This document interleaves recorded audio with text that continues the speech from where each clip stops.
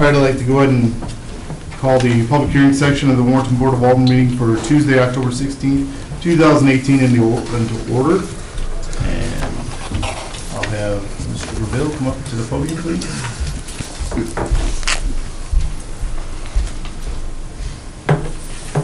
Good evening, Mayor and Board of Aldermen.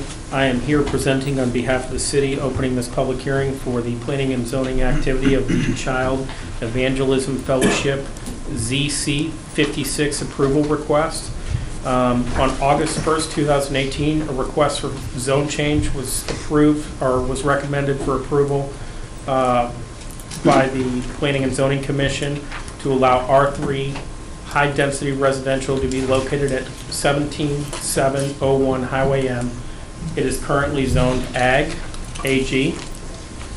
The motion recommending approval was passed 6-1 with 3 absent. I apologize, at the September 6, 2018 Planning Commission meeting.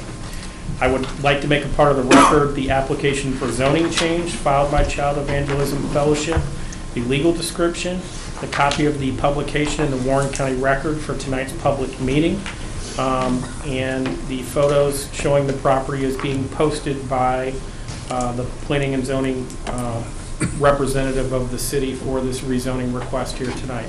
I believe Mr. Corbett is here to speak on behalf of the rezoning request, and there are also, I think, some other members of the public here. You want to just come forward and state your name? Sure. For the record, Bart Corman, Lewis and Beatty Surveyors and Engineers. I do have Lane Thrush, who's on the board of CEF, here as well. We're here to answer any questions, but on this public hearing is the 17 acres. It's basically north of the tracks and south of Truesdale, Heritage Hill subdivision. Is that sliver there? We applied for an R3 zoning there, even though the city's future use plan was industrial. We applied to it for an R3 zoning to be even a little less than the city's future use on that, to take into consideration the houses that back up in Truesdale there. And so we answer any questions anybody may have throughout the meeting. Are there any issues with ingress, egress, Bart? You know, when it would get developed, there may be. It has the legal access for that right now is across the tracks from the property south of the tracks that CEF owns as well. They do have a valid railroad crossing there, and that's how they access it. Depending on whatever goes there and how much capacity and negotiations with the railroad would be a concern. So in the future development of that stage, well past zoning, that would have to be taken into consideration. So the development that's directly north of this property, is that called Heritage Hills? Heritage Hill subdivision in Truesdale. So does this property go right up against Heritage Hills? Yes, it does. And so are there any streets in Heritage Hills that you could access this from? The only way you would be able to do that is to purchase a few lots and do it that way. Heritage Hills has a stub to the east, to the vacant property to the east, which this property does adjoin that vacant property. So, I mean, there is a potential if development would occur for access that direction, but not a direct access from Heritage Hills at this moment in time. Who owns the streets in Heritage Hills? Is it owned by the city of Truesdale? The mayor's here, and he can answer that. He's shaking his head yes, but yeah. I think Alderman is probably thinking along the same lines that I do on this. I know when Diekman Farms was built in Truesdale, it wasn't landlocked, but there was a street coming out of Warrenton. There was a sub-street, and I think that was connected to that Diekman Farms. I believe Mr. Rust developed that, if I remember right. So there is precedent for that. So. Yeah, and if I recall back, because that was my word at the time, we were approached and by the developer, and I'm Not sure if the city of Truesdale also approached us to actually open up that stub street, because that street was just a grass field. Correct. And the discussion we had on the board, I think Greg will remember at the time, is do we want to allow all those new homes to come into that section of the ward? Because obviously there's concern about traffic flow and kids playing and all that. And so we had to make a decision at that point in time, what's in the best interest of the community as a whole, not what's in the best interest of City of Warrenton necessarily, or that particular ward, but what's in the best interest of the community. And we went ahead as a board and agreed to open up Banner and finish it off so it could attach onto that, so they would have a second way to get out of that subdivision other than going south and crossing the tracks. So that's some history on that. Any questions for Bart? And I don't know if this would be for Bart or for the Heritage Hills people. Heritage Hills, even though it's in Truesdale, it's a development. Does it have a, what do you call it? Covenant that they follow or anything? Is it? Because of the bankruptcy and stuff, I think there's some restrictions, but then they're forming a Heritage Hills Homeowners Association, but that's in progress. And I'm sure there's some people that are going to speak on this that will be able to be experts in that without my speculation. Better answer that. All right, we'll open it up to the public. We ask that you keep your comments to 5 minutes, and please state your name whenever you come to the podium.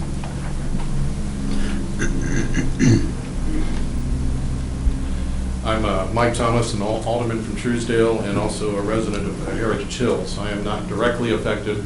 My property is across the street from Austin Drive, which abuts the property in question.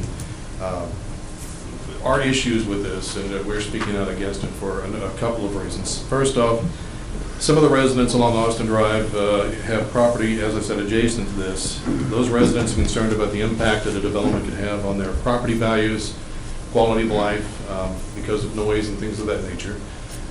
These same property owners expressed an interest in purchasing these parcels behind them, and the individual parcels and the ones that weren't going to be bought by them, someone else had expressed an interest in possibly purchasing.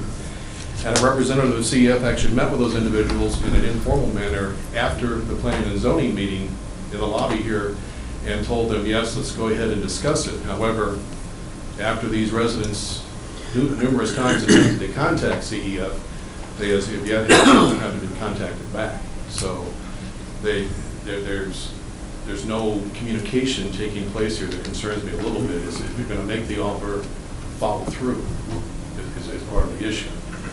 At least hear what the offers are going to be. On the City of Truesdale side, stormwater drainage is a big issue, not only for us, but also for these residents. This is a wooded area right now, and it sits on a hillside leading up to the railroad tracks. You clear this off, you're going to clear out a lot of space for stormwater runoff, even with future plans that I know the City of Warrenton has for stormwater drainage and whatnot. Eventually, it's going to find its way into the stormwaters in Heritage Hills. Those were built to handle the homes that are there, approximately 100 homes. They were not built to handle how many homes can be put on another 17 acres that are going to be feeding into that particular stormwater drainage issue. So that is another concern. Access, that was brought up. There's currently, the access is a private railroad crossing that they're referring to. The railroad, in talking with them on other issues, the City of Warrenton dealt with the railroad for a long time on, I think it was a Market Street project. You know how easy it is to deal with the railroad. The idea of them taking a private access and turning it into open access for a piece of property, when that's the only access point, would be tough to imagine. There are no open lots in Heritage Hills abutting this property. They are all sold lots with plans for homes to be built on. There's no plan to continue the streets beyond. Austin Drive is a solid street running east-west. It does not have a north-south access. So there's nowhere for a street to go back to this property that we're referring to off of the Heritage Hills subdivision. So that is something that, and last but not least, we're hearing zoning, but I'm not hearing a plan. I don't hear what if the property is available for sale now, why can't it be sold as it is and let the next person who buys it then approach you as a board and your planning and zoning board and make their request? I don't think it's up to any city to go and better the zoning of a piece of property for sale if it's not a blighted piece of property. If it's a, you know, this is a piece of property that obviously there is some interest in. So I don't think it would be, until we know what the plan is. Are we talking apartments? Are we talking condominiums? Are we talking homes? We don't know. There's just a lot of unknowns here that have a lot of folks very, very concerned. And again, I don't have a problem with CEF wishing to sell this property, but I think it should be sold as it's currently zoned. And then again, whoever purchases it, they can approach you and make that decision.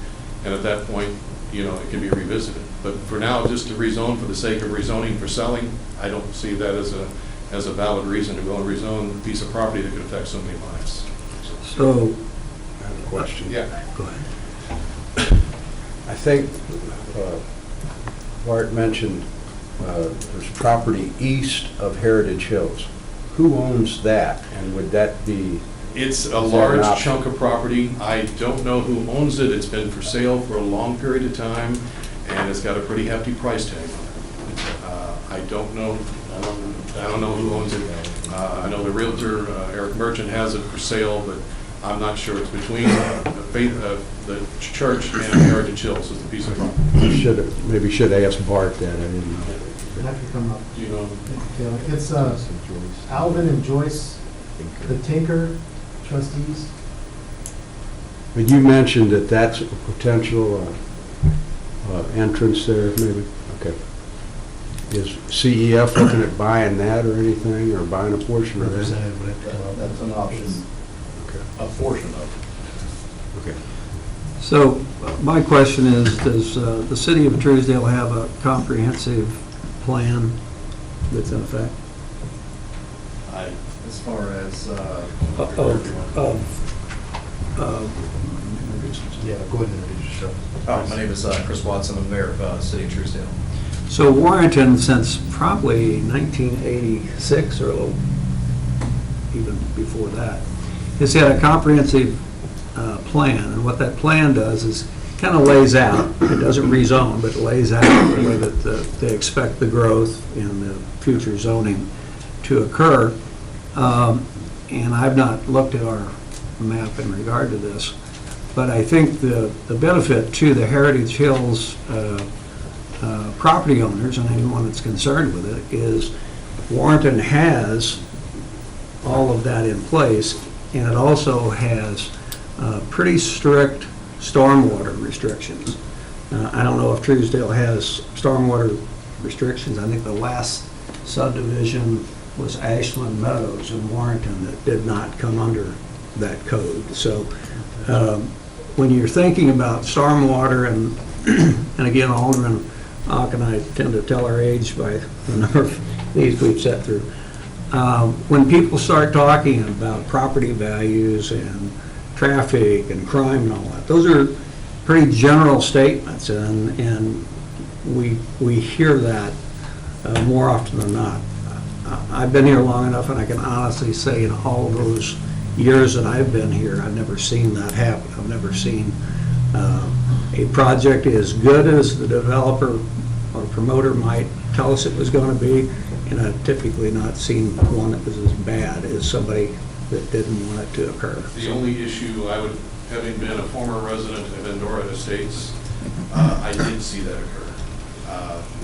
As a matter of fact, you remember the city came through and finally had to put a concrete drainage ditch down behind the But properties. Mike, that was there. prior to Yeah, that's stormwater. Right, but what I'm saying, Code. this is my concern here. Truesdale has no, we don't have zoning, or planning and zoning in this. So that's what I'm saying to you, Right. Warrenton does, Right, and right. So- if and when this is developed, that's part of the plan. If Lewis and Beatty or Mr. Corman handle that, Bart can give you a lot of education on stormwater, and it's a very expensive proposition Right. to go through if you haven't seen it happen. So. Do I understand correctly that there is no plans for number of residences, number of apartments on this 17 acres? This is just a very gray area seeking rezoning at this juncture, and that's actually our concern. But you understand also, Mike, because it's R3, doesn't allow apartments. That simply puts it in R3, which is residential, and anything like you're talking about is then a conditional use, which is really, quite honestly, rezoning it again. And that takes public hearings and all of those things. So I don't have any idea what type of residence these folks are promoting or even thinking about. But just because it's zoned R3 doesn't make it ready for apartments. Right, right. You know,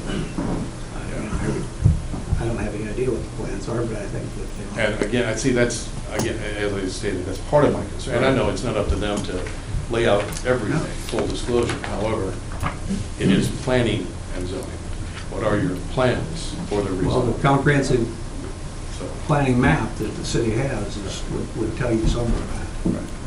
Well, and if CEF came in and asked for that 17 acres to be turned into M1, then maybe the trail crossing would make sense.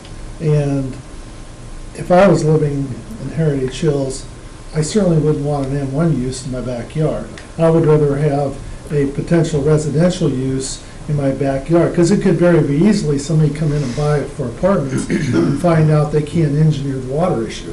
So then it's stuck at single family.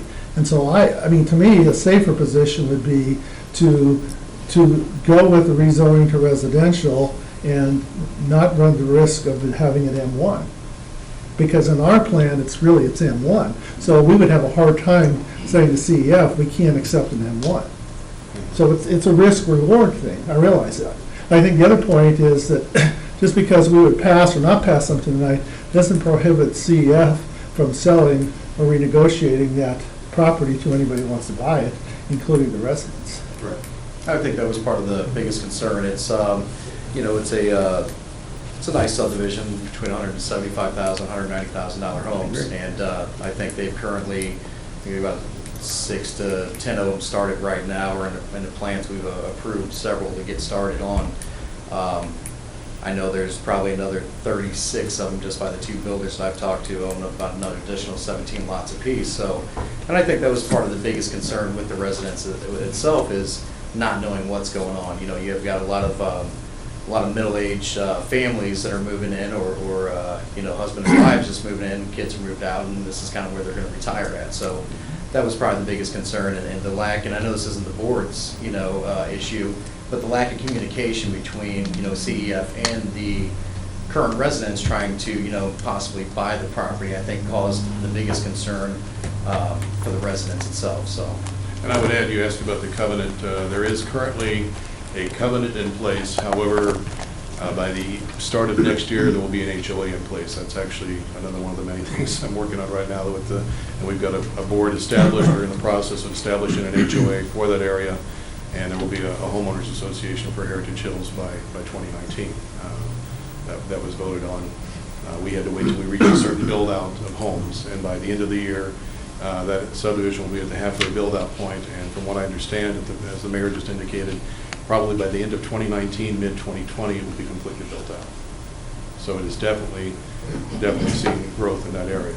And so, you know, like I said, that's one of the issues. I mean, I hope everybody understands, we're not here to dictate what anyone does with their property. They, you know, I believe in property rights.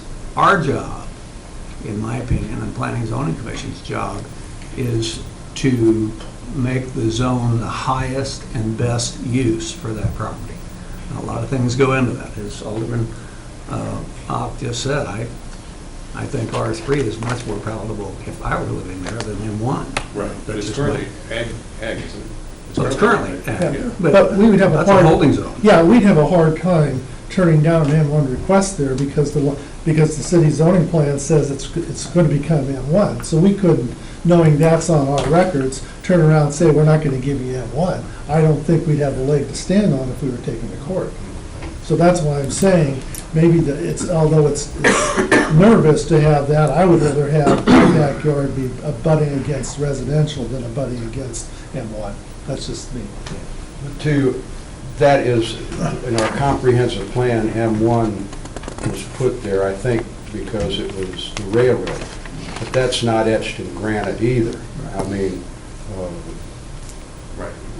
you know, that's just maybe a projected use down the road. That was not etched in granite, and so. I always like to play devil's advocate. What would you think it should be zoned as? I would personally like to see it stay as is.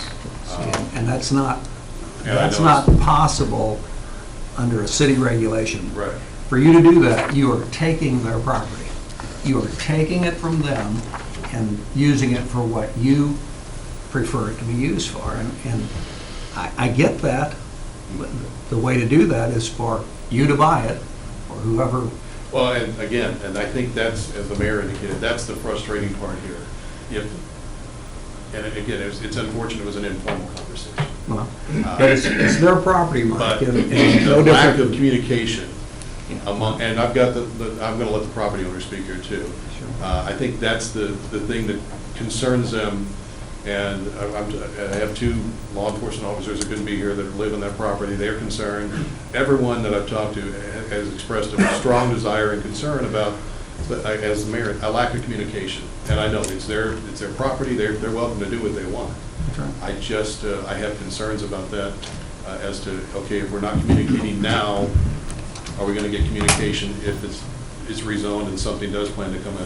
When are we going to hear about that? Well, we're gonna get public notice Yeah, I was posted, gonna say, and you're we right. will hear about that, because we're not gonna, it's not gonna get through anything short of P and Z and public hearings. Well, and I think the other thing is, if you want to call them fail-safes, whatever you want to call them, they have quite a bit of logistics to work out before anything is able to develop. First, like what several of the aldermen said, the egress, ingress, you brought up the water sewer. I think there's a lot of logistics, even if it was to get rezoned by our ordinance. There's still a lot of logistics to work through. It's not something that's going to pop up overnight. So, you know, by that token, I think you got plenty of pre-warning before anything would come in. Sure. But at the same note, I understand your concerns too. And I don't want to take up all the time with the residents up here. Thank you, guys. Thanks, Maureen. Appreciate it. Thank you. You would just come to the Yeah, podium. Thank you. You're fine. Concern. My name is Dwayne Cole. I appreciate you giving me time to speak up here. I live at 502 Austin. It's right on the back side. My biggest concern is the water.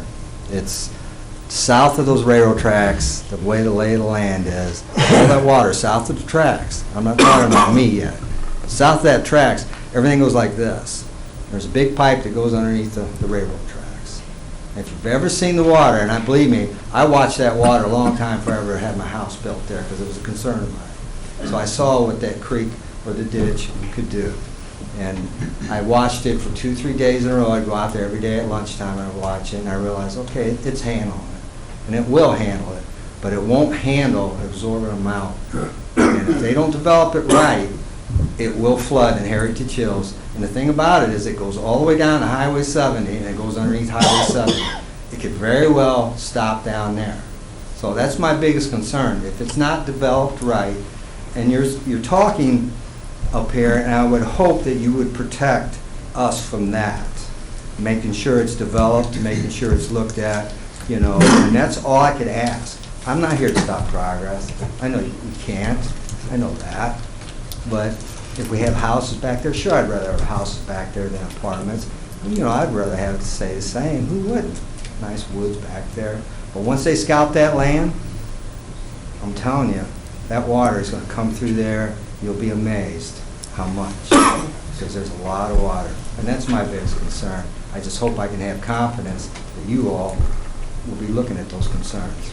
Well, I think you are certainly welcome to visit with Mike Cross, and I encourage you to visit with Bart Corman. You know, ironically, you are better protected in the regard to what your concerns are on stormwater by this piece happening to be in the city of Warrenton because of the stormwater regulations we have. Yeah, I understand that. That's- You only need to go as close as the new Snooks development, and I thought thought I knew that property pretty well. Didn't think you could ever do what they've done with it, Oh, it's amazing. but it is amazing. It is. And what I can tell you is that comes with a price tag, and that's part of the development cost, and that's really, in many cases, what stops somebody from developing it, because we have very strict stormwater regulations and building code that covers everything you're talking about, and somebody like Bart, a licensed engineer, will have to stamp that set of plans certifying that it will handle the hydraulic water situation that is created. So that I can assure you of. We get far more complaints in the city of Warrenton about how strict our regulations are, not how easy they are to comply with. I'm kind of close to this situation from a memory because of what happened to my mom and dad when I was a young man. Boy, growing up, high school senior, same thing, subdivision built way up, lived in this subdivision for 4 or 5 years. They scalped the land, here come the water. You know, Well, it was in our basement. That's why I'm a little closer. I'm not trying to be argumentative. My mom cried, you know, I remember it to this day. But I would bet there was somebody that felt the same way when Jerry Russ started moving dirt on Heritage Hills. I can assure you, there's probably some neighbors that said, I don't want this. You know, I like seeing deer, I like seeing turkey, I want it left the same. That's just. I can't stop that, but No. my concern's the water. So I'm just gonna ask a general question. How long have you lived in the area? Where I'm at right now? Or just in the whole area of Warrenton? I've been out in Heritage Hills for a little over 2 years now. I've been on Fallon, went, so kind of made my, St. Charles, Harvest. And it's a great looking subdivision. I was a much younger man, wasn't on the board, but we had an issue with one of our subdivisions, Ashland Meadows that you mentioned. There was a lot of complaints, and the city took that to task and had basically took the developer to task to fix the problem. But that was actually built, Mayor, when there were no stormwater regulations. Yeah, and I know there It was was the as well. last development. But it's still, I mean, it wasn't like they let it go. It was, I remember how big of a deal it was and how packed I was working as a law enforcement officer for the city of Warrenton at the time, and I can remember how packed the whole place was about that, and they didn't let go of it. So I can reassure you, our history shows that we won't let go of it. We usually take it to task and make sure it's done correctly if we can. Well, thank you very much. Thank you. One of the things, we keep bring up the past and everything like that, and how I don't remember in my time being on board this time, or even back in the 90s, when we approved rezoning of property before we really had a plan for it. I'm thinking we always, the people that came before us bought the property and then came before us with a plan. Came before planning and zoning and then the board, and they had a plan. That's one of my issues with this. We're kind of putting the horse before the cart, or the cart before the horse. I can't remember that. Legal counsel. Yeah, that's a great question, because pretty much any time you see development, they come in with the rezoning petition, the conditional use permit, and the site development plan all at the same time. Under our zoning code, and under all zoning codes pretty much, you can come and rezone a property and say, I want to go from this zoning use to this zoning use. You look to the comprehensive plan, to Alderman Ock's comment, you can kind of take away from that, do we want it to go to this use or not? It is absolutely allowable under our code in order to do that. I want to make sure that's clear. They have a right to request a rezoning. And if you watch, this is not the only time this has happened. This has happened a few times over the last 15 years. And, our planning and zoning board, basically, when they do this analysis, is they'll go through every permitted use, as they did on this, with both this and the M1, to say, for example, the M1 request, I think it's an M2 request now, the next public hearing, in which they said, well, this allows an airport, or this allows, this type of use. They will say, what is the worst use? What is the best use? And they'll basically do an analysis and say, we have to consider the worst and best, in our opinion, under the comp plan and under this use. But it is absolutely permissible under our code to do it, to come in and request a rezone and then come in and do the site development plan and the conditional use later. I just want to make this point as well. There is a conditional use permit that's required. Some of these things that we will take notes on this particular property to put in the file regarding buffering, screening.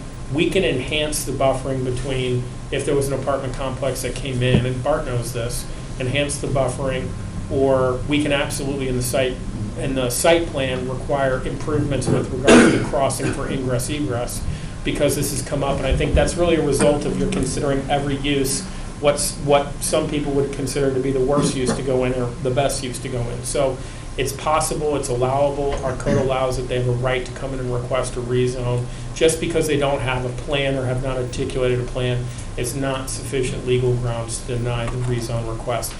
The other thing I want to say is as well, in 15, 17 years since we've adopted and readopted our stormwater regulations, number one, we have regulations that regulate basically the land clearance activity, and that's also regulated by the Department of Natural Resources regarding stormwater, making sure that it's not dirt running into the street and the stormwater is controlled. And then we have basically a 0% stormwater runoff where no stormwater can leave the property. So no matter what happens, they have to engineer it so it all stays on site. Correct, Bart? No increase. No increase, yeah. So those are calculations that have to be done. Those are calculations that, and Bart has tried in the past to get an increase in the stormwater where it doesn't fit and hasn't been allowed. So, these are all part of planning and zoning components to make sure that the property is looked at. And if there is a multifamily that were to come in, these additional concerns because of the sensitivity to the residential area and the single-family residential, Bart knows we add conditions all the time. I understood that it's permissible, but I'm just saying in my time that I've been on here, I don't recall us doing it. That's the only point I was making, not necessarily that it wasn't permissible. I think it I know makes it's it permissible because you got conditional use. It makes it difficult, but I think the analysis is you look at what planning and zoning does, which is they basically go through the uses and say, are we okay with these uses, and what is possible here. My name is Ryan Teeter. I am a resident of Heritage Hills. I live on 508 Austin Drive, which is adjacent to this property in question. And I have a couple concerns, which most of them have already been brought up, is just the erosion and water runoff from developing that area. And I understand everything you guys have already said about that. The trees also serve as a buffer for the train noise to the residents along there, as in particular. If those were all cut down, it would increase that noise for us. And like Mike had mentioned earlier, we are one of the residents that are interested in buying the property behind our yard there. And I know there's several others that have expressed interest. So those are my concerns with it all. I know there's a lot of people that weren't able to make it here, and we have a signed petition. I wasn't sure if I present that here or what I do with it, but a number of residents along Austin Drive that are also concerned and have a lot of questions, and basically have signed this to keep this rezoning from going through. You can take the petition. Yeah, well, I can accept it, but. Thank you. Do you have any questions for him? No questions for you, Mr. Teeter. Thank you. Thanks.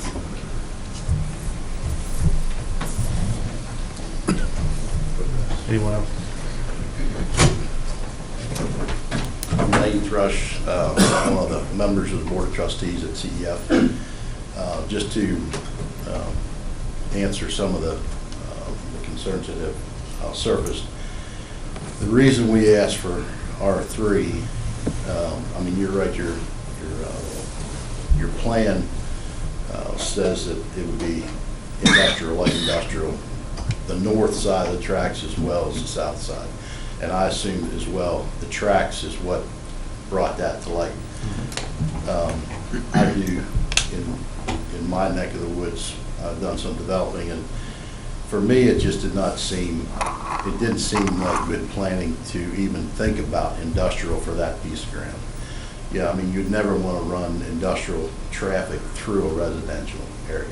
So that was our rationale for coming to you at R3. It is a residential neighborhood. We were trying to match up zones there. The frustration that I hear here, and I apologize, I'm the guy they talk to, okay? I got names and addresses and emails of everybody, but I really didn't communicate back because I felt it was premature at this point. I mean, I thought this needed to play out, and then we would have a conversation at that point. So I'm sorry that was taken that way. So anyway, I just wanted to cover a couple things. Yeah, I guess to your point, I think it's interesting because if you go into Heritage Hill on the west side, you see a classic of light industrial abutting residential. Because those people who live on that street on the far west side, when they look out their backyard, they don't see anything but that commercial building that's back there. There's no buffering, there's no consideration of a transition between M1 and or whatever the zone is that was allowed there, if there is a zone, and those property owners, because if they go on their decks, they're seeing that construction. So the consideration of more of a gradual change, I think, is something that always needs to be considered. Because I live in a residential area that there's a butts Highway 47, so that's a concern I always have, is what does that become? You know, how does it transition? So, I mean, that's something we all have to think about. We don't like change, but we have to think about that also. Is that Brett Bolton's property you're talking about, the embroidery? Eagle Eye. Yeah, Eagle Active, where? Yeah. The building you're talking about? Yeah, I think so. I don't, It is. yeah. So that's a classic example of no buffering considerations, It's- no transitional zoning. Does the mayor or alderman, is that zone M1 there? We have no zoning. Okay. Well, the other, that was the next question I was going to ask. The same person that owned Heritage Hills, and I won't even say his name, but I think still owns the entire parcel of land to the west of Heritage Hills. And it's already been, grade has been cut, abuts the service road. I'm not sure who owns that, to be honest with you. Well, You again, talking about between Spady and Yeah, Heritage it's Hills? Hughes. Who owns that? Oh, he does? Yeah. So, I mean, if I'm the residents and you don't have zoning in Truesdale, I mean, you could have industrial there. That's certainly a nice, big parcel of fairly flat land. I mean, I understand your concern, and we all want to protect our property, and somewhat have a say in what goes in next to us, but I still want to get back to, we all have property rights, and we need to make sure that we're not requiring what we want instead of the property owner. So, And again, I would, to go back to my argument, you know, if this turns R3 and there's a development, there'll be public hearings. But as if turns M1, and they come back and we petition for M1, whatever goes in there goes in there. There's not going to be any public hearings about it, as long as it's a permitted use. So you could have a commercial building abutting it to the back of your yard, just like that one is currently on the west end. And there would be no public hearings, there'd be no discussion, it would just go in. So the R3 does give some opportunity for input and voice and consideration for buffering. a lot more restrictions. No, it's not M1 though. It's Yeah, ag. but if he came Ag in and R3. wanted to extend it to M1 to the north side, then whatever goes in, goes in. I mean, we're gonna look at, is the building safe, is the water, the system's fine, but we're not gonna have a public hearing and determine, well, what kind of trees should we put behind the building to protect the residences? That's not part of the zoning process, if it's not a conditional use requirement. I think what Alderman Aki is saying, and certainly what I believe, is because this property happening to be in the city of Warrenton, the residents of Heritage Hills will have a great deal more input, and the city will have a great deal more, city of Warrenton, effect on what goes in there than if it weren't. in the city of Warren. If planning and zoning is not something that's in Truesdale, I mean, obviously, if this were in Truesdale, they can build whatever they want. Is that what I'm understanding? I guess at this time, again, the mayor may know more about this. They'd have to come to the board to get approval and, different things of that nature, so, but pretty much, yeah. At this juncture, and again, the way things are growing, that could change in 2 years. Well, yeah, and I do, But that's a story for another day. Yeah. But there are some protections, I guess, is what I'm trying to suggest. Is there anybody else who'd like to speak on the ZC 56 public hearing?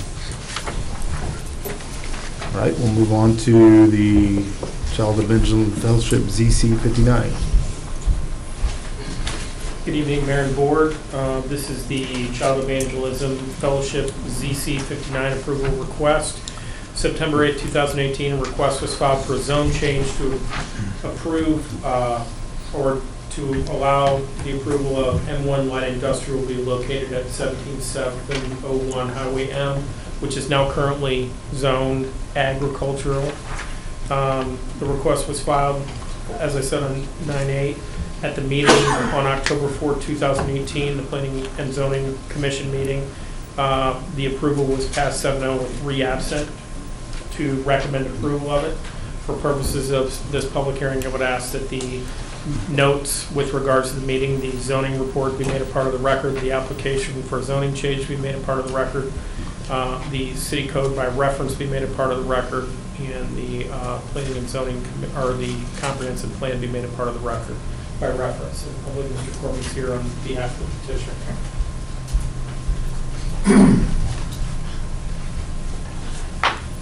For the record, again, Bart Corman, Lewis and Beatty Surveyors and Engineers. Also with me here today is Lane Thrush on the board of CEF. The 105 acres is basically between the railroad tracks and Highway M, part of the big CEF complex. Requesting an M1 zoning at this moment in time. Previous 2 P&Z meetings ago, we requested an M2, and then that didn't go so well, so then we reapplied for an M1. So that's why we're here at M1.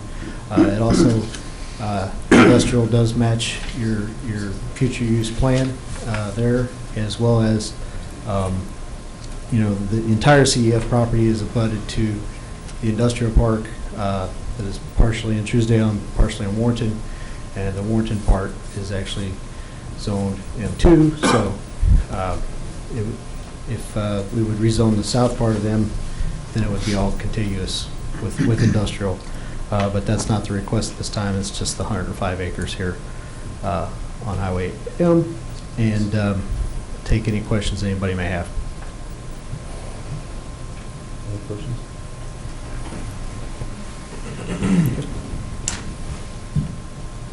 There again, this is open to the public, so anybody who'd like to come up and speak on the M1, or the zoning from agriculture to M1 on the, I believe it's 105.18 acres from Highway M to the railroad tracks, I believe.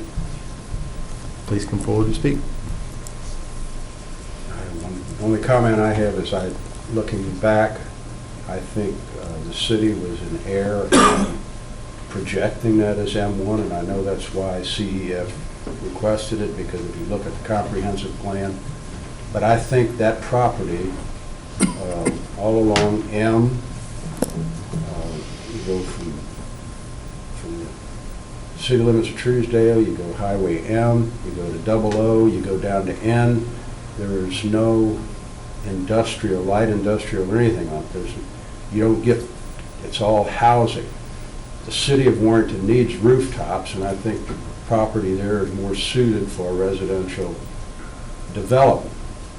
You don't, like I say, you go through M, 00, and N, you don't run into anything until commercial. You run into commercial when you get to Lake St. Louis. Otherwise, it's all residential. And I think the city was in error, maybe putting it as a light industrial. Again, maybe just because of the railroad tracks, and I understand CEF why they're requesting that, but I think it's just the wrong zoning for it. I think we made an error in our comprehensive plan when we did that. So that's my comment. So Alderman Shell-Harvey, where in the city of Warrenton would you have industrial use built? Well, we've got some other areas since we've opened up the new interchange, and there's some areas I just think this is, even though the industrial park there is already there, we've got space there, but I mean, that's you've got Coca-Cola, you've got the property. Greg, I was just expressing my And opinion. I'm- All right, You're not gonna change Okay, it. hold on. I'm not trying to Okay, understand guys, the lots here. let's calm it down and discuss it. There There's doesn't need to be an argument. There's other residential on there, out there. That's why I think it makes sense to continue, so. Well, my point is just that I disagree that it is all residential. You've got the Warrenton area industrial park that Warrenton built in Truesdale and has now been turned over to the city of Truesdale. You've got the Coca-Cola plant. You've got the Greater Warren County group who proposed and financed and funded a spur directly west of this parcel.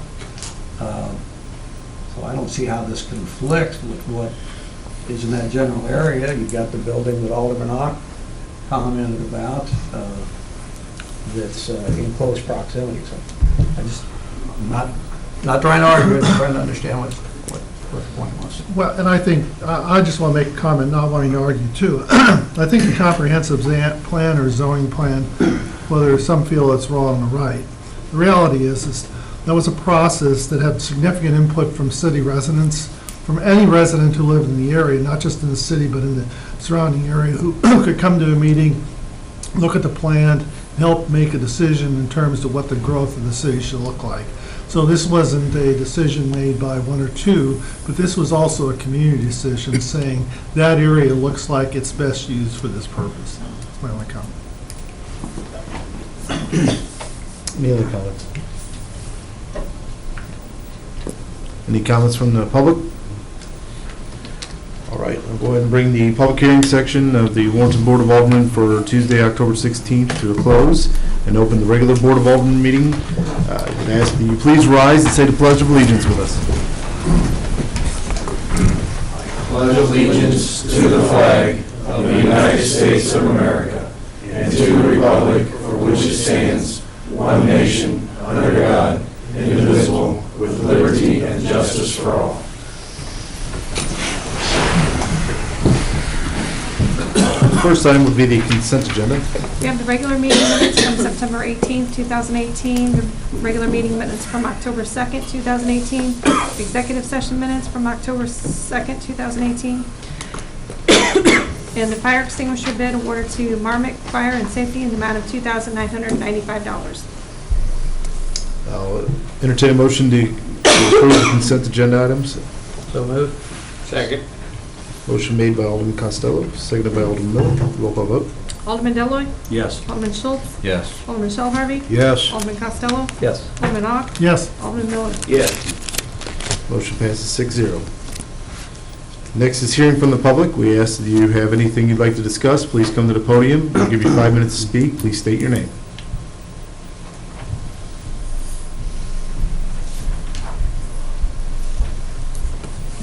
My name is Chris Watson, and I also wanted to thank the board for taking time to listen to the citizens of Truesdale. Also, I wanted to thank for the support and some of you guys coming out to our Brewer Park on Sunday. So greatly appreciate that. Greatly appreciate that. And also, a few months ago, my father-in-law passed away. He worked for the city of Warrenton, and I just wanted to say thank you very much for planting the tree and the nice write-up in your guys' article about him. He really liked his job, and greatly appreciate that. Meant a lot.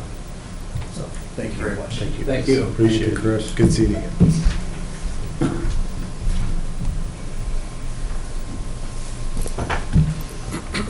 Anyone else from the public? Right, next we hearing from the Board of Aldermen.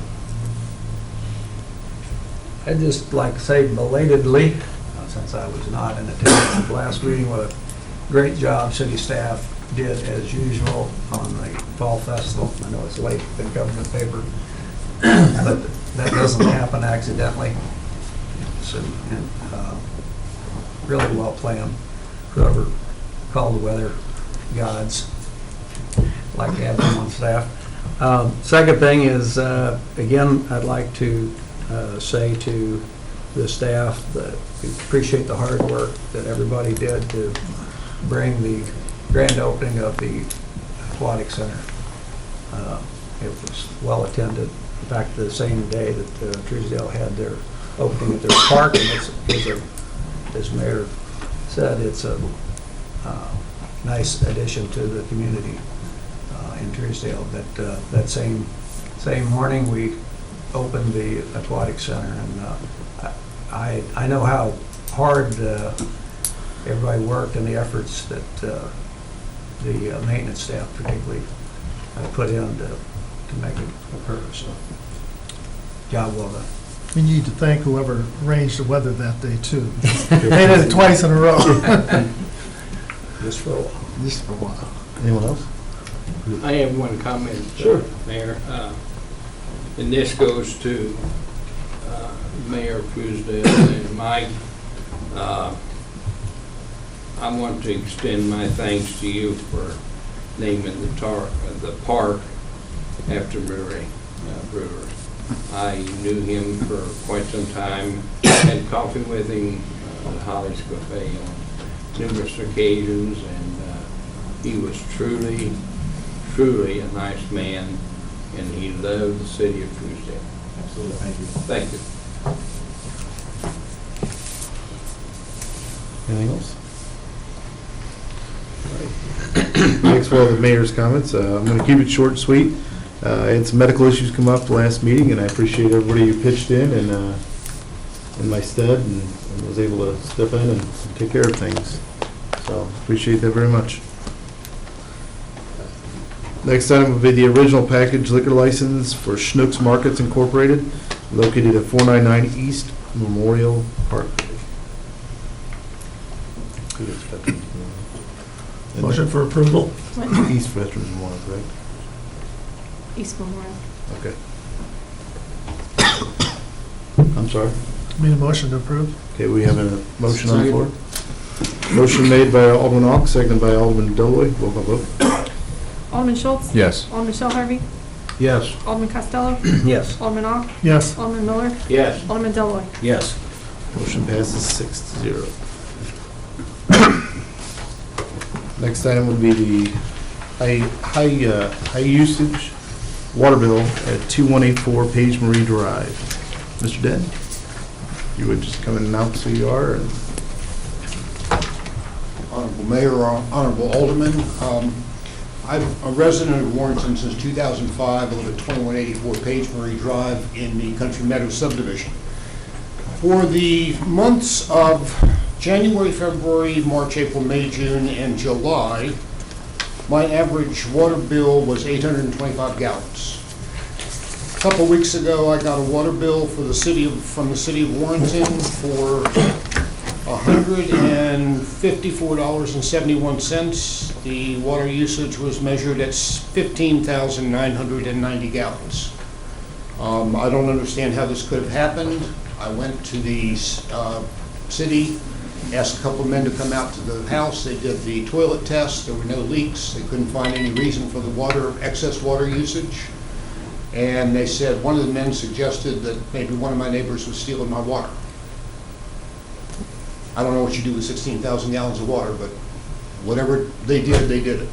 The interesting thing about the high usage for the month of August was that I was gone for 3 weeks. I was in the hospital for 5 days and rehabilitating at my daughter's house for another 2 weeks. So I couldn't possibly have used that much water. Like I said, there were no leaks in the toilet. There were no leaks anywhere. So I'm coming to the city tonight to ask you to abate the bill back to the amount I paid in July, or whatever amount the city feels is just and fair. Did we test the meter? We did a meter test. There's got that little indicator on it that spins. When we checked it, it did not have a leak. It was not spinning when we checked it. You have in front of you the document that we wrote up on what we did. He received a phone call for a high usage, and then we went on October. Let me get my glasses on. We performed a high usage check on October 3rd. The leak detector wasn't showing any leaks. The home has three bathrooms. It was stated that the upstairs bathroom float does stick and has to pull it up manually to have it from not sticking.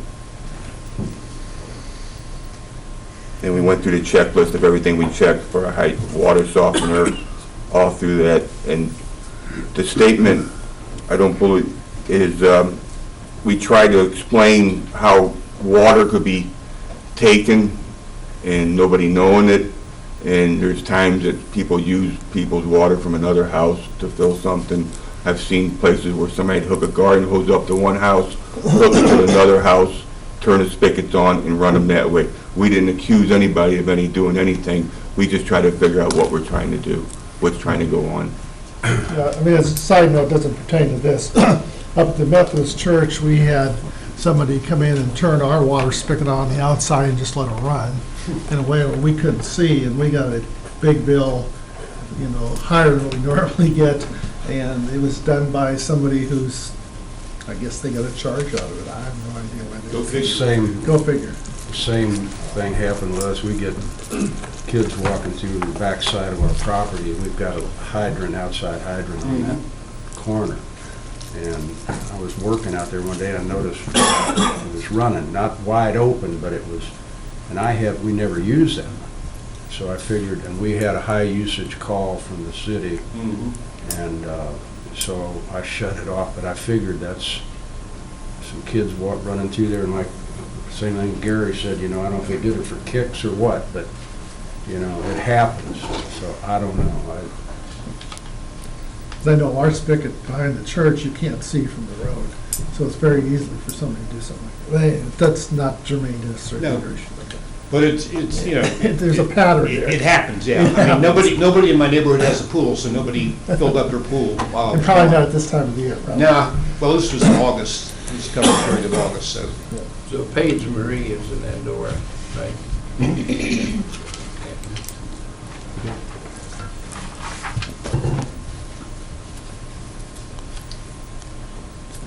Any other questions? Well, I mean, in the past, we typically have not waived these situations.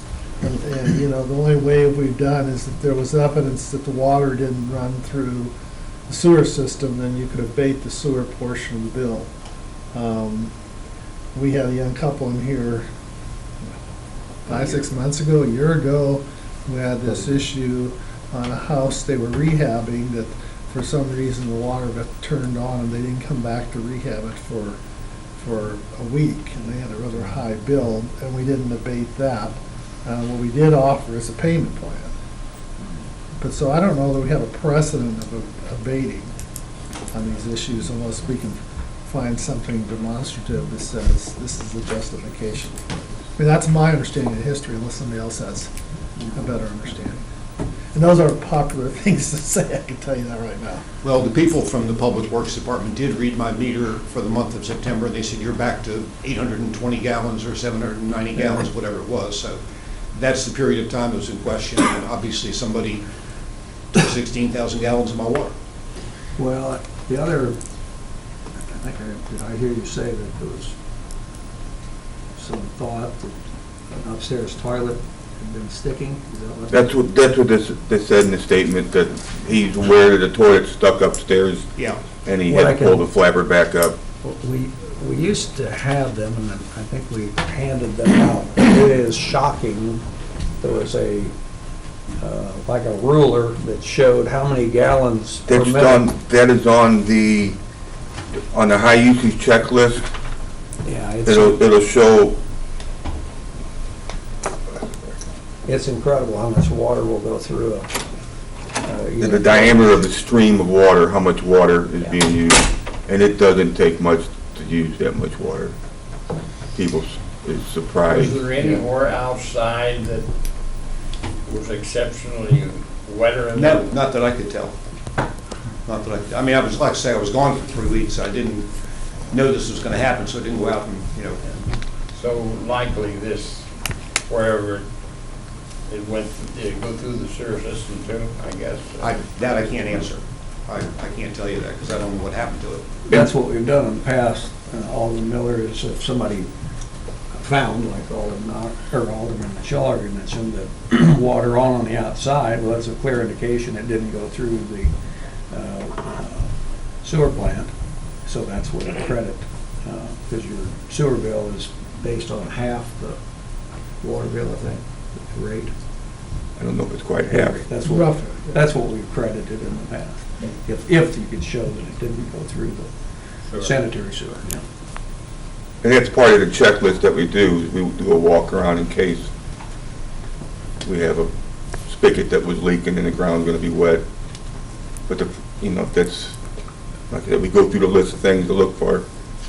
People don't realize that water softener, that valve sticks, can just pour water through something. Do you have a water softener? No, I do not.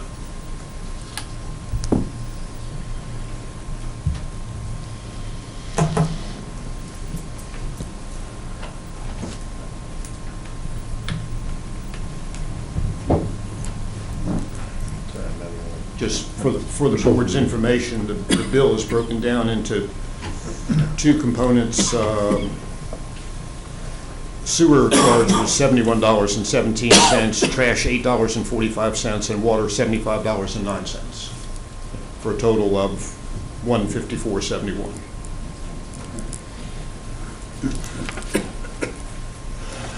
Other side of the board's kind of quiet, huh? Well, I'm sorry to throw you a tough one, guy. I mean, I feel bad for you, Mr. Den, but I was under the understanding that water, if we treat the water, I mean, if we abate your bill, we have to pass that cost on to the other customers. It's a service, it's not for profit, so I just don't know how if we start abating bills, that we couldn't pass that on to the other customers, so. I don't have a solution. In light of that, I would make a motion that we offer the option of a payment plan that the bill stands as issued. I second that. if the board would abate the sewer charge, I'd be happy with that. Well, we'd be happy to do that if we had something that gave us an indication that the water wasn't treated. And that's where the problem is that if, as I think that was Alderman Miller's basis of the question, if it was wet outside, then we could make the rational decision that it hadn't gone through the city wastewater treatment plant, but it sounds like it did. Correct, it showed no ground whenever you went around it, correct? Not according to the checklist that they did. I mean, if there was something we'd see, we would have took care of it then, not been at this spot.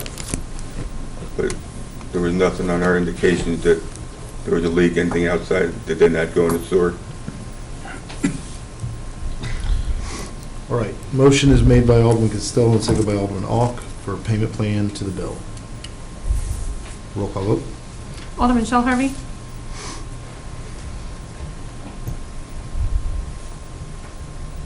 I should, since I had to step out, I had to take a phone call. I need to hear what the actual plan is. Well, I don't feel like that. Well, typically, the person would contact this city water department, and they would work on a plan. I don't know what the details are. Yes. Alderman Costello? Yes. Alderman Ock? Yes. Alderman Miller? Yes. Alderman Deloy, Yes. Alderman Schultz? Yes. I do have one little more question, sorry to be a pain. That's all right. The water bill was due on the 15th, which was yesterday. I did not pay the water bill because I was coming here. Could the late charge of about $13 be done away with? I'm sorry, I was answering the question. Say that again. The water bill was due on the 15th, which was yesterday. I deliberately did not pay it because I knew I was coming here tonight to be heard by the board. I wondered if the late charge could be waived. Can do that. We can abate that. We can waive the, Okay. Do I contact the water department to find out the payment plan, or? I believe so. Is that correct, Randy? Note that we are waiving the Do we late need fee. a motion for that? Yeah, I would ask you do it in a motion, because typically you don't do that. I'll make a motion that we abate the penalty for The the late fee. late fee. Second. Motion made by Alderman Schultz. Costello, please, okay. Either one. Second by Alderman Costello. Roll call vote. Alderman Costello? Yes. Alderman Ock? Yes. Alderman Miller? Yes. Alderman Deloy, Yes. Alderman Schultz? Yes. Alderman Shell Harvey? Yes. Motion passes 6-0, so the late charge will be abated. Thank you. Thank you, Charlie. Next will be the list of records to be destroyed. You have the following list of records, follows the Secretary of State record retention guidelines for records to be destroyed this month. This is all stuff that takes place after audit. Any questions on those? I'll entertain a motion to approve the following list of records to be destroyed. So moved. Second. Motion made by Alderman Deloy, seconded by Alderman Schultz. Roll call vote. Alderman Ock? Yes. Alderman Miller? Yes. Alderman Deloy, Yes. Alderman Schultz? Yes. Alderman Shell Harvey? Yes. Alderman Costello? Yes. Motion passes 6-0. Next, we'll be hearing from Director of Operations, Brandy Walker. Good evening. The first thing that I have for you is the Child Evangelism Fellowship, the Zone Change 56. This will be a bill later on the agenda, correct? The ordinance is there on the agenda, yes. Any further questions on that? No. I think we covered it all. I was just saying, we covered a lot of it in the public hearing, so. Go ahead. And then the second thing is also the Child Evangelism Fellowship, the Zone Change 59, with an ordinance later. The next thing that I have for you is the subdivision, a boundary adjustment for subdivision number 66. This was submitted on 8/25 by Chad Blondin at 40 Rainbow Drive. They would like to adjust that boundary adjustment and create two lots there, 40A and 41A Sunrise Terrace. This was approved at the Planning and Zoning meeting on October 4th, passed 6-0 with 2 abstentions and 2 absent. And I believe Stacy is here. Yes. If you have any questions. I'm Stacy Blondin, the homeowner. My husband is at a football game, so you're just talking to me. If you have any questions, I can answer them. So the line's going on the lot, it's long and narrow, and the line's going to go north and south. So there's going to be a lot by the road and a lot behind. So what do? You write a deed on the first lot to allow access to the second? Is that how that works? No, there's actually, at the very end of our property line, where the trees, the cedar trees are, you can see the aerial, there's already a gravel driveway back to where we would like to build a house. So that's going to be, what happens, is that driveway part of the lot owner, or is it, you're just going to keep it as a We're common? gonna keep that one. Okay. We'd like to sell off the house and keep the bigger piece with the shed, so we Okay. can have the shed on. So basically, you're going to put a line north to south and make 2 lots. It's just gonna be the house on a quarter acre, I believe, something around there, that we're going to sell off and keep the remainder for ourselves. So the road there you see on the edge, you'll just extend that farther to the east. That road goes back to the shop that's behind the house already. So you'll maintain ownership of that road? Okay. And that backs, the subdivided or the boundary adjusted lot backs up to Isaac Kent. Correct. And we don't see those people back there, there's trees. Yeah. We're not gonna do anything with those trees. It's a nice lot. Yep. Any other questions? Any other questions? All right, this will be a bill later on the agenda. Thank you. Thank you. The next thing that I have for you is the Boonslick Regional Planning Commission. We have 2 invoices Currently from them, we are needing a letter of support for a cost share application, and in order for us to get that letter, we need to pay these 2 invoices from fiscal year of 18 and fiscal year of 19. A total of $6,488.80 for the 2 invoices. According to MoDOT, we have to have this letter of support in order to proceed with our cost share application. So how much is the dollar amount? 6,000 what? $6,488.80 is what the total is for the 2 invoices. And those are current and back dues? Yes. Make a motion, we pay the current and back dues to Boone Slick Regional Development.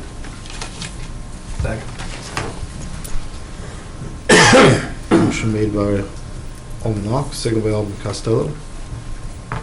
Roll call vote. Alderman Ock? Yes. Alderman Miller? Yes. Alderman Deloy, Yes. Alderman Schultz? Yes. Alderman Shell Harvey? Yes. Alderman Costello? Yes. Motion passes 6-0. And the last thing that I have for you is Schnucks will be having a ribbon cutting at 9 a.m. on November 7th, November 7th, at what time? 9 a.m. And what day is that? November 7th, I believe it's a Tuesday. Wednesday. Wednesday. Sorry. 9 a.m. 9 a.m., yes. And we also have a work session on October 30th at 6 p.m. for the police youth outreach presentation. Just a reminder. What was that date? That is October 30th at 6 p.m.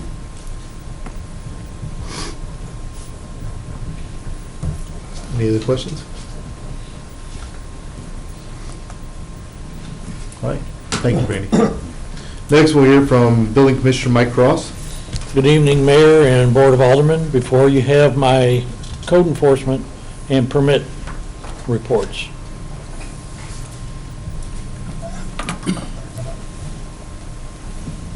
Any questions for Mike?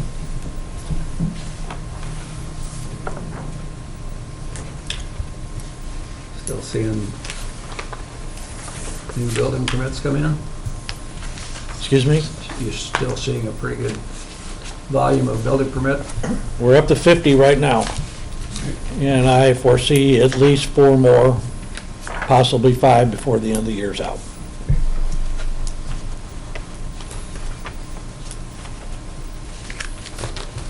Any other questions? Thank you, Mike. You're welcome, sir. Next, we'll hear from Maintenance and Grounds Director Brad Boozy-Cruz.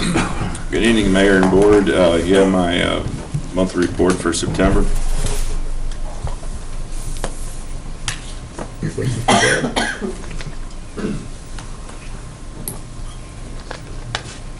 No questions for Brad. Brad may be getting off easy today. I Uh-oh. have just one. Any thought when they'll hit the TTBM right away between that south parking lot and Veterans Memorial? We've been kind of waiting for them to get out of our way because there were so many people up there. We don't want to. Well, they're done. Because most of that's all weed eating and stuff, so they are done. Well, they're finished in that area. They put the flagpoles up today, and they're looking at a November 4th dedication, so. I'll see if I can't squeeze one guy out there tomorrow and see if I can. It's not urgent, but it is starting to seed out, which probably helps the situation. Third Saturday. Yeah, I think that's right. I think it's the third. All right, I'll see what I can get, if I can get some, couple of them out there and. Really only need that south slope. Just that little slope, okay. We'll see what we can do. Thank you. Yeah, I want to kind of give a shout out to Brad. You know, you're all aware, one of the things that I really wanted in the pool park was the disc golf course, because I think it's got tremendous appeal, and I know Brad spent a lot of time working with citizens, because it was important that we have citizen participation in developing it so they could take ownership. And I know that was a lot of extra meetings for you to be there and meet out at the site and walk the site numerous times trying to figure out what works best. So I express my thank you for that.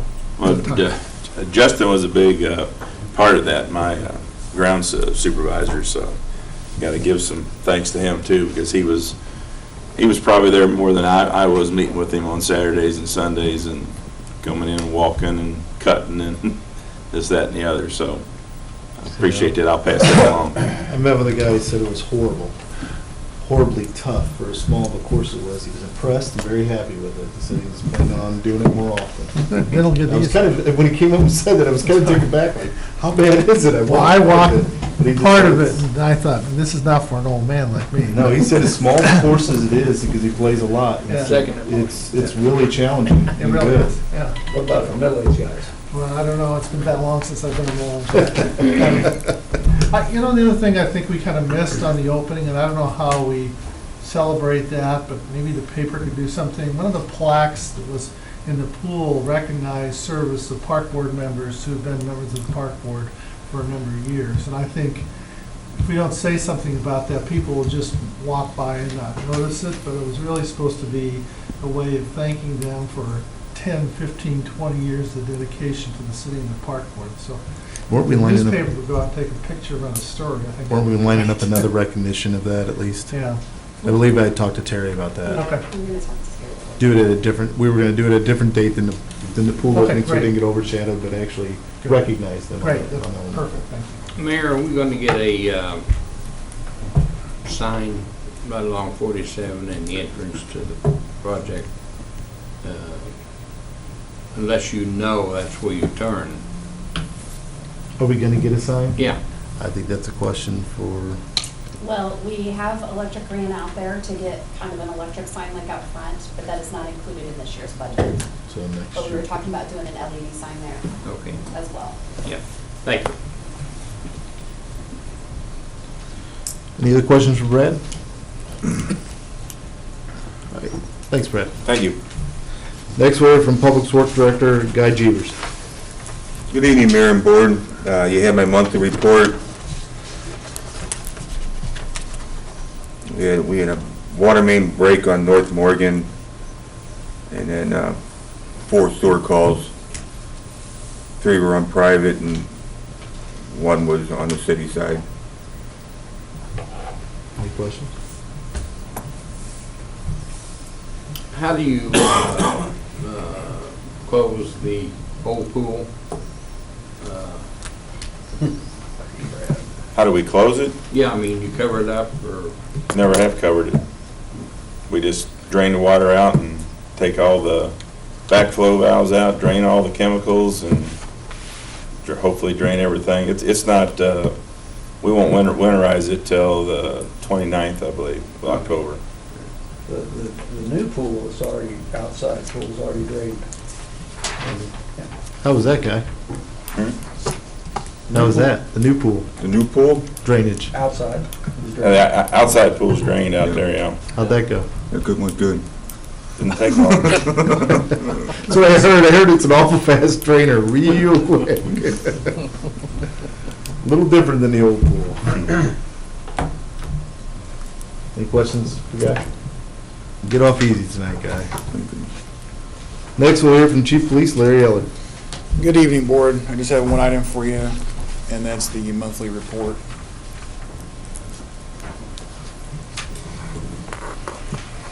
Any questions on that? I don't know how long ago officers started using it as a Narcan. It sure looked like it was a heavy used product this month. And you read through the report on how many times officers had to use that product to help people survive. That's been a great addition. Yeah, I mean, just read through, one day it's this, the next day it's that, the next day it's just amazing that that's such a beneficial thing to save lives. The unfortunate part is it seems to be a resounding thing even east of here too, so as much as it is a lifesaver, it's a shame that we have to use it at all. Oh, absolutely, there's no question about it. No question about it. Any questions for Chief Eller? Chief, how did the Coffee with a Cop program go? I wasn't able to attend, but they told me that it was a pretty successful. I had a lieutenant and 3 or 4 road guys and an SRO up there, I think. Good. That's a good community project. That's a good way to meet people. Exactly. Thank you. Thank you. Bills to ordinance. I'll entertain a motion for the first reading of bill number 53-18. So moved. Second. Which one? All right. First motion made by Alderman Deloy, seconded by Alderman Costello. An ordinance to annex 2 unincorporated parcels contiguous to the city limits of Warrenton, Missouri, located north and east of Sunnyside Road into the city of Warrenton, Missouri without further action. I'll entertain a motion for the second reading and passage of bill number 53-18. So moved. Second. Motion made by Alderman Miller, seconded by Alderman Schultz. An ordinance to annex 2 unincorporated parcels contiguous to the city limits of Warrenton, Missouri, located north and east of Sunnyside Road into the city of Warrenton, Missouri without further action. Roll call vote. Alderman Miller? Yes. Alderman Deloy, Yes. Alderman Schultz? Yes. Alderman Shell Harvey? Yes. Alderman Costello? Yes. Alderman Ock? Yes. Bill passes 6-0. I'll entertain a motion for first reading of bill number 54-18. So moved. Second. Motion made by Alderman Ock, seconded by Alderman Deloy. An ordinance authorizing the rezoning of approximately 17.12 acres located north of the Norfolk and Southern Railroad near State Highway M from ag agricultural to R3 high-density residential and amending the zoning district map thereon. I'll entertain a motion the second reading and passage of bill number 54-18. So moved. Second. Motion made by Alderman Schultz, seconded by Alderman Deloy. An ordinance authorizing the rezoning of approximately 17.12 acres located north of the Norfolk and Southern Railroad near State Highway M from ag agricultural to R3 high-density residential and amending the zoning district map thereon. Roll call vote. Alderman Deloy, Yes. Alderman Schultz, Yes. Alderman Shell Harvey, No. Alderman Costello, Yes. Alderman Ock, Yes. Alderman Miller. Yes. Bill passes 5-1. Now entertain a motion for the first reading of bill number 55-18.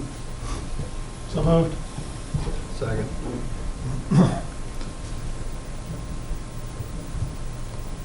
Motion made by Alderman Ock, seconded by Alderman Costello. An ordinance authorizing the rezoning of approximately 105.18 acres located at 17701 State Highway M from AG agricultural to M1 light industrial and amending the zoning district map thereon. Entertain a motion for second reading and passage of bill number 55-18. So moved. Second. Motion made by Alderman Schultz, seconded by Alderman Costello. An ordinance authorizing the rezoning of approximately 105.18 acres located at 17701 State Highway M from AG agricultural to M1 light industrial and amending the zoning district map thereon. Roll call vote. Alderman Schultz, Yes. Alderman Shell Harvey, No. Alderman Costello, Yes. Alderman Ock, Yes. Alderman Miller, Yes. Alderman Deloy, Yes. Bill passes 5-1. I'll entertain a motion for first reading of bill number 56-18. So moved. Second. Motion made by Alderman Costello, seconded by Alderman Miller. an ordinance accepting the boundary adjustment for Lot 40A and 41A Sunrise Terrace located at 40 Rainbow Drive by the city of Warrenton, Missouri. Entertain a motion for the second reading and passage of bill number 56-18. So moved. Second. Motion made by Alderman Schultz, seconded by Alderman Deloy. An ordinance accepting the boundary adjustment for Lot 40A and 41A Sunrise Terrace located at 40 Rainbow Drive by the city of Warrenton, Missouri. Roll call vote. Alderman Shell Harvey, Yes. Alderman Costello, Yes. Alderman Ock, Yes. Alderman Miller, Yes. Alderman Deloy, Yes. Alderman Schultz. Yes. Bill passes 6-0. I'll entertain a motion for first reading of bill number 57-18. So moved. Second. Motion made by Alderman Deloy, seconded by Alderman Costello. An ordinance of the city of Warrenton, Missouri prohibiting the prepaid wireless emergency telephone service charge as authorized under section 190.460 RSMO. I'll entertain a motion for the second reading and passage of bill number 57-18. So moved. Second. Motion made by Alderman Ock, seconded by Alderman Miller. An ordinance of the City of Warrenton, Missouri prohibiting the prepaid wireless emergency telephone service charge is authorized under Section 190.460 RSMO. Roll call vote. Alderman Costello. Yes. Alderman Ock. Yes. Alderman Miller. Yes. Alderman Deloy, Yes. Alderman Schultz. Yes. Alderman Shell Harvey. Yes. I'll entertain a motion for adjournment of the regular Board of Alderman meeting. So moved. Second? Motion made by Alderman Shell Harvey, seconded by Alderman Costello. All those in favor? Aye. We are so adjourned. Hey, Mike, if you got a minute after, I mean, talk.